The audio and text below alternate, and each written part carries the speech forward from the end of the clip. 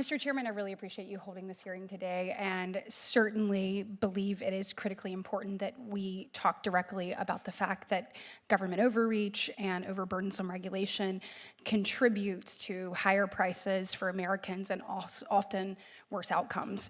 After 4 years of the previous administration, it is refreshing to see President Trump committed to ensuring that American companies are able to innovate free from undue government intervention. Deregulation of many industries, it drives innovation. I believe it lowers cost. It ensures that the market and not the government is actually picking winners and losers. And so I'm going to start with Commissioner Meador.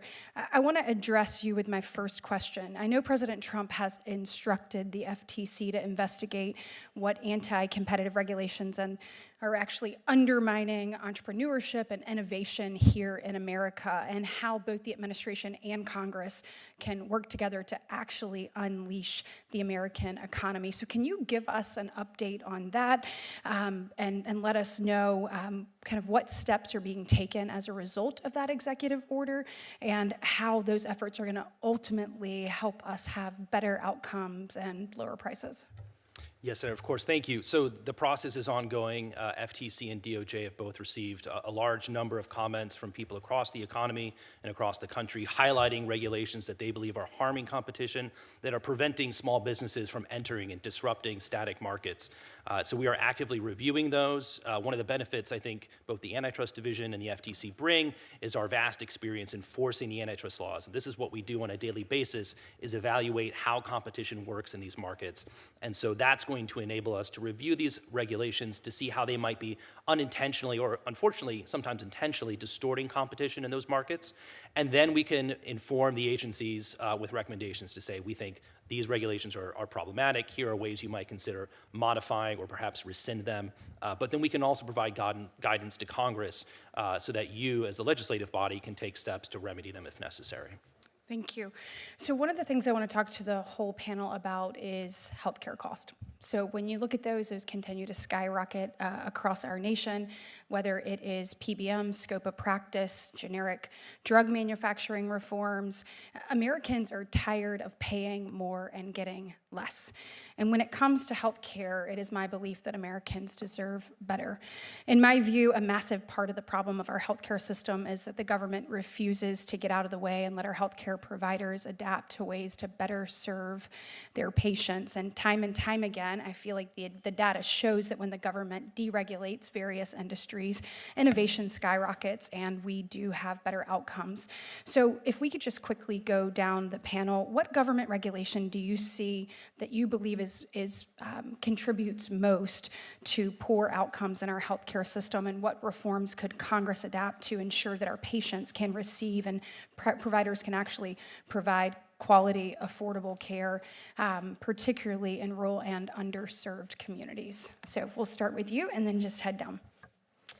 I think you're exactly right to put the spotlight right on healthcare as a space where both private and government interventions are reducing output, driving up prices, lowering quality, and really harming patients and those who pay for care through their insurance premiums. Here are a couple of highlights. Thing number one, across the country, in something like 2/3 of states, certificate of need laws require federal bureaucratic permission before a hospital or a healthcare provider can enter the market or expand. For decades, under both parties, the FTC and DOJ have been screaming about how these laws demonstrably drive up prices, lower quality, harm patients in exactly the way that you're describing. Worse still, they were popularized by a federal congressional mandate in 1974. It's time to put that engine in reverse and incentivize repeal of certificate of need laws. Number two, certificate of public advantage laws. Congress owns and controls the federal antitrust statute, but the Supreme Court has given for decades state governments the power to immunize private mergers, including hospital mergers to monopoly.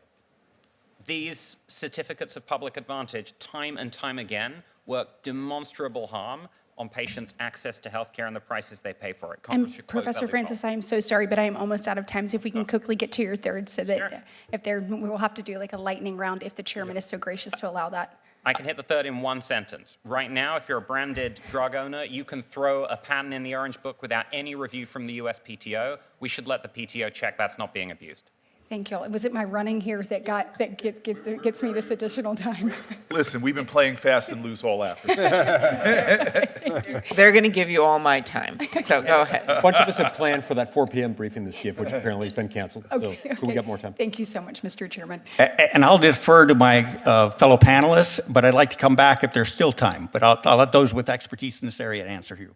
So as Commissioner Meader mentioned, the deregulation task force at the FTC and the DOJ are focusing on a whole variety of different healthcare issues. The comments, over 400 comments that have come in, almost half of them have been related to healthcare concerns about regulatory burdens associated with that. And that includes not only at the federal level, but also at the state level. So Professor Francis has been talking about certificate of needs at the state level. Mm-hmm. There are a lot of problems at the federal level as well, and a lot of the comments have come in related to that. So, lower cost treatment options, like nurse practitioners and nurse anesthesiologists, there's restrictions on that. Rules that prevent physicians from owning medical facilities, site of care restrictions, the whole variety of things. And so as part of this executive order, we're collecting all of that suggestion, and then we're trying to prioritize the ones that we think are most likely to be the most beneficial to the average American consumer, and then we're going to be working with cooperative agencies to try to see if we can revise some of these regulations. So that's basically the answer that I would say at the Thank federal you so level. much, Mr. Alford. Senator, thank you for asking the single most important question in antitrust right now, which is what to do about healthcare.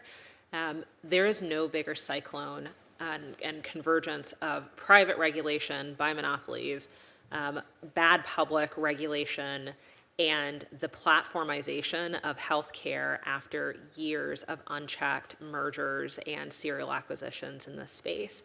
And so this is a time not to focus on sort of ticky-tacky sort of process deregulation, but to rethink the whole regime because the problem is so bad. I was alarmed to read a report recently that in Connecticut, I believe, there was a national security brief that described the healthcare crisis as a domestic security crisis.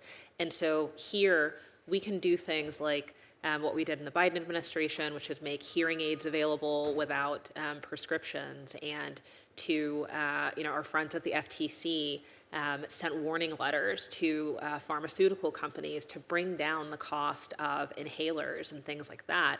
But here, legislation has hastened vertical consolidation that allows, and again, this is well-intended regulation. It's Obamacare. It's the most substantial piece of legislation we've had in healthcare in a long time, and it does many good things, but there's also some hidden pathologies, right? Circumvention of the medical loss ratio, the ability of the biggest behemoths to essentially pay themselves. And so my former boss, Jonathan Cantor, was really fond of saying, back then, when people said single payer, we all thought we were talking about the government as single payer, but pretty soon we're going to have maybe a different kind of single payer system, right? Living under the tyranny of a very big health insurance giant that seems to own everything.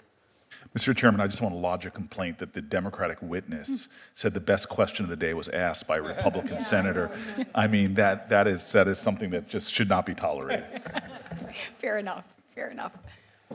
Thank you, Senator. I would echo the comments of my fellow panelists and just add that there's a role for the FTC to continue to play in enforcing the antitrust laws in the healthcare space, especially around regulatory evasion and manipulation. I think there's a lot to address in that. Well, guys, I appreciate it more than you know. Senator, I'd like to comment and get as close to the mark as I can from the cattle and sheep industry's perspective. But the United States has always held a standard that foreign meatpacking plants in foreign countries had to meet the identical health and safety standards as we do in the United States. However, after we entered the World Trade Organization, first thing we did was relax the standard requiring foreign countries to have food safety standards at least equal to the United States. We relaxed it to where now the standard is close enough. And as a result, these foreign countries need only have standards equivalent to the United States. That's why when we say the beef in the United States is the best beef in the world produced under the best of conditions, we can prove it, and that deregulation of the regulation that once protected consumers is non-existent. Recall in 2017, we had to close the border to Brazilian beef because they were sending tainted beef around the world. So there's a food safety issue that affects America's health, and I just wanted to add that. Thank you. Thank you. Mr. Chairman, thank you.